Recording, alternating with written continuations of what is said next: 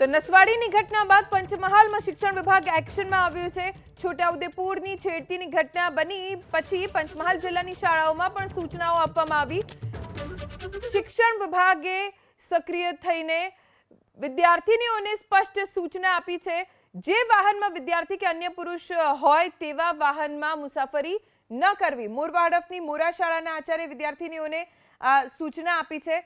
પંચમહાલ જિલ્લાની મોરવા હડફની મોરા શાળાના આચાર્ય જેમણે વિદ્યાર્થીનીઓને સતર્ક રહેવા કહ્યું છે, જે ખાનગી વાહનોમાં પુરુષો હોય તેવા વાહનોમાં મુસાફરી ન કરવા માટે આચાર્યએ વિદ્યાર્થીનીઓને અપીલ કરી છે, સૂચના આપી છે, જેથી કરીને છોટાઉદેપુરમાં જે ઘટના બની એવી ઘટના રાજ્યમાં અન્ય કોઈ વિસ્તારમાં ન બને।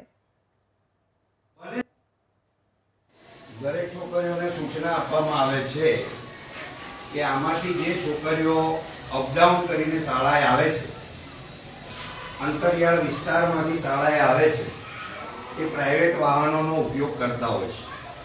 બધાને બને ત્યાં સુધી બસોની સુવિધા કદાચ સમયસર મળી શકતી નથી, તો જે બાળકીઓ પ્રાઇવેટ વાહનોમાં આવે છે એમણે ખાસ ધ્યાન રાખવું કે જે વાહનમાં આવે છે એમાં મોટા ભાગે અને બને ત્યાં સુધી છોકરીઓ જ આવતી હોય, બરાબર। બને ત્યાં સુધી એવો પ્રયત્ન કરવો કે તમારા વાહનમાં છોકરીઓ સિવાય બીજા કોઈ છોકરાઓ ના હોય। એવી વ્યવસ્થા જો થતી હોય તો એવી જ વ્યવસ્થામાં આવવાનો આગ્રહ રાખો। ગઈકાલે એક કદાચ તમે ન્યૂઝમાં કે સમાચારમાં વાંચ્યું હશે કે છોટાઉદેપુરમાં એક ઘટના બની છોકરીઓની છેડતીની વાનની અંદર, ગાડીની અંદર, પ્રાઇવેટ વાહનની અંદર, અને ખરાબ ઘટના કહેવાય છે।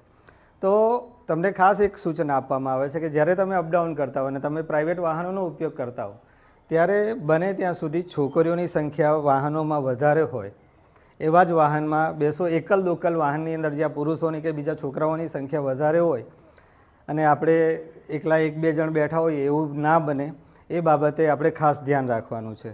ઘરે મમ્મી પપ્પાને વાત કરો, 5-10 છોકરીઓ સાથે આવતી હોય, એક જ ગામમાંથી આવતી હોય તો પ્રાઇવેટ અલગ વાહનની વ્યવસ્થા થાય એવું કરે, અને આવી કોઈ ઘટના ના બને એ બાબતે આપણે પણ સજાગ રહેવાનું છે।